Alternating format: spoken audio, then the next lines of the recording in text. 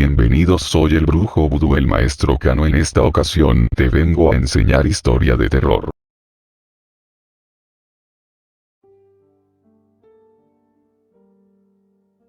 Las puertas de las almas en pena. El 4 de noviembre de 1996, me quedé de ver en el Zócalo de Cuernavaca con mi amigo Juan.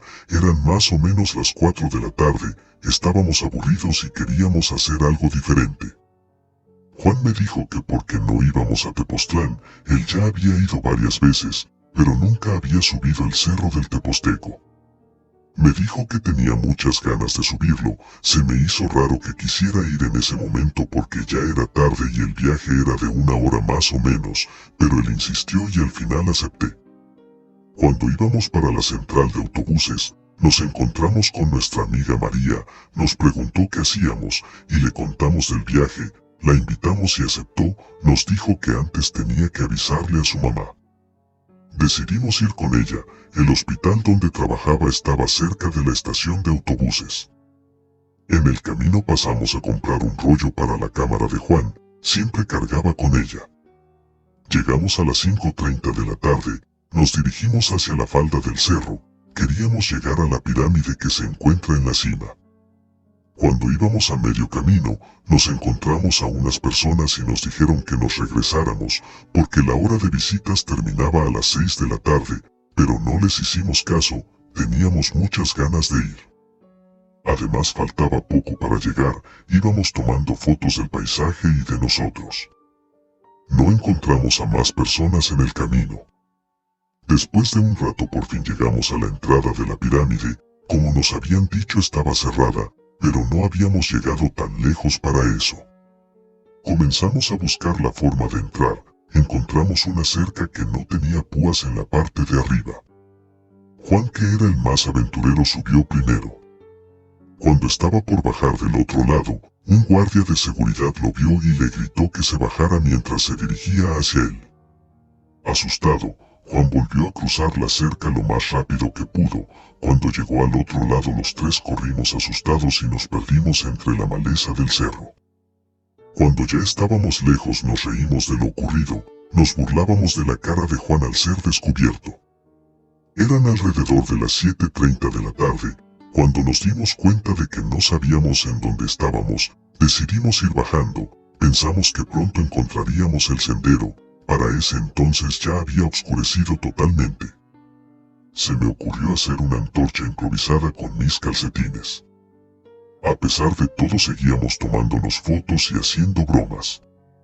Pasó el tiempo y aún no podíamos ver el camino. Decidimos guiarnos por las luces de la ciudad que se veían a lo lejos. Llegamos a un lugar al que nombramos la Puerta del Tiempo. Eran 2 piedras gigantes situadas una frente a la otra con un sendero en el centro. Sentíamos una energía extraña que nos dio escalofríos. Juan quería que nos detuviéramos un rato para que pudiera tomar unas fotos. Era algo que no se veía todos los días. Estuvimos unos 10 minutos en el lugar. La antorcha comenzó a apagarse y nos quedamos a oscuras. Juan tomó algunas fotos y nos dimos cuenta de que el flash de su cámara nos podía ayudar a ver mejor en la oscuridad. Para ese momento eran alrededor de las 9:30 o 10 de la noche. Aunque la luz de la luna ayudaba, sin el flash era casi imposible ver. Lejos de nosotros, pudimos ver una flama pequeña. Por un momento pensé que podría tratarse de personas acampando, ya que por este lugar era muy común hacerlo. Entonces decidimos ir hacia allá. Ya llevábamos mucho tiempo perdidos. Decidí tomar la delantera. En ese momento la flama desapareció. Después nos invadió la idea de que podrían ser brujas. Mi abuela me había contado que pueden aparecer en forma de pequeñas bolas de fuego, algo también común en este lugar. Mientras avanzábamos platicábamos de varias teorías, y a María empezó a darle miedo. De repente se escucharon gritos confusos. Al principio no se entendía lo que decían. Entonces los tres empezamos a ponernos más y más nerviosos. Seguíamos avanzando disparando el flash de la cámara. En esos momentos comencé a distinguir mi nombre entre los gritos. Por un momento pensé que era alguien conocido, pero recordé que nadie sabía que estábamos ahí. Sentí miedo y duda por saber quiénes gritaban. Al principio pensé que solo yo los escuchaba, pero le pregunté a María y a Juan, me dijeron que ellos también lo escuchaban, así que los tres gritamos preguntando quién era, pensando que sería una persona que podría guiarnos de regreso. La única respuesta que obtuvimos fueron risas, venían de todas las direcciones, se podía distinguir que eran de hombre y mujer, los gritos continuaron, entonces la flama apareció de nuevo y enseguida varias iguales. Los gritos mencionaban mi nombre y el de Juan, pero nunca el de María. El flash comenzó a fallar hasta quedarnos totalmente a obscuras, los gritos seguían y seguían, siempre acompañados de risas. Intentamos caminar más rápido, pero nos tropezábamos con piedras o caíamos en hoyos. Los tres estábamos aturdidos, pero no podíamos hacer nada, no sabíamos cómo hacer que pararan. Las risas y las flamas nos acompañaron todo el camino. Llegamos a la conclusión que pudieran ser espíritus de almas perdidas en aquel lugar o incluso chanques. Después de varias horas, casi a las faldas del cerro encontramos un sendero que nos llevó a la parte de atrás de la parroquia. A pesar de nuestras dudas avisamos al grupo de rescate autóctono de Tepoztlán, pensando que tal vez las voces eran de gente extraviada. Aún intentábamos convencernos de que lo que habíamos vivido no era paranormal. Los del grupo de rescate nos ofrecieron un café, y un rescatista de unos 65 años se sentó a hablar con nosotros, parecía ser el líder, nos dijo que lo que habíamos vivido no era algo normal. Había escuchado algunas historias, nosotros teníamos suerte de haber salido del cerro. Nos dijo que algunos se pierden por días o semanas, y otros ya no regresan.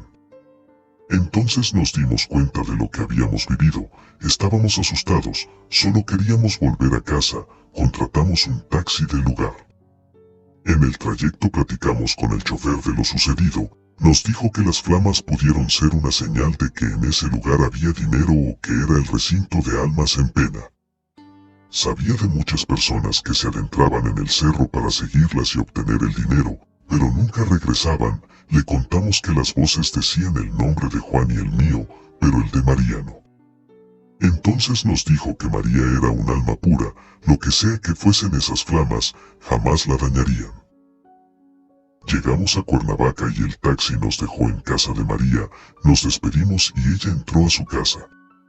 Juan y yo empezamos a caminar, y le dije que teníamos las respuestas en la palma de su mano, vio su mano, tenía la cámara. Al día siguiente nos dirigimos a revelar el rollo de la cámara, pero el encargado de revelar los rollos nos dijo que estaba velado. Esto nos resultó muy raro, ya que no habíamos abierto la cámara en ningún momento. Entonces decidimos revelarla nosotros mismos. Esa misma tarde nos encontramos con María para decirle lo que íbamos a hacer. La invitamos a acompañarnos y ver lo que había en el rollo, pero se negó, estaba muy asustada, nos dijo que no quería saber lo que contenía, el miedo aún podía verse en sus ojos, así que decidimos dejarla tranquila. Nos dirigimos a la Facultad de Artes de la UAM, donde Juan tomaba un curso de fotografía, me dijo que sería difícil que nos dejaran revelarlo ahí por el costo de los materiales, pero que intentaría hablar con su profesor. Tal vez podríamos usar el cuarto de revelado y pagar los materiales, no había otro lugar donde pudiéramos hacerlo. En todo caso podrían contarle al profesor lo que había pasado, él sabía mucho de esas cosas. Cuando llegamos, Juan me presentó con su profesor, un hombre de unos 75 años, le platicamos lo que había pasado. Lleno de curiosidad nos dijo que aceptaba revelarlo, pero que quería ver el resultado, que si la administración nos decía algo él se haría cargo. Juan hizo el proceso de revelado, ya que yo no sabía nada de eso, me limité a pasarle algunos materiales y a hacerlo reír. Pasó el día y aún no terminábamos, había comprado el rollo más grande, y qué bien que fue así porque gracias a eso pudimos ver más de la mitad del camino. Se hizo de noche, y llegó la hora de ver los resultados. Llamamos al profesor para que las viera con nosotros. La primera imagen que vimos fue una fotografía donde salíamos nosotros tres arriba del cerro.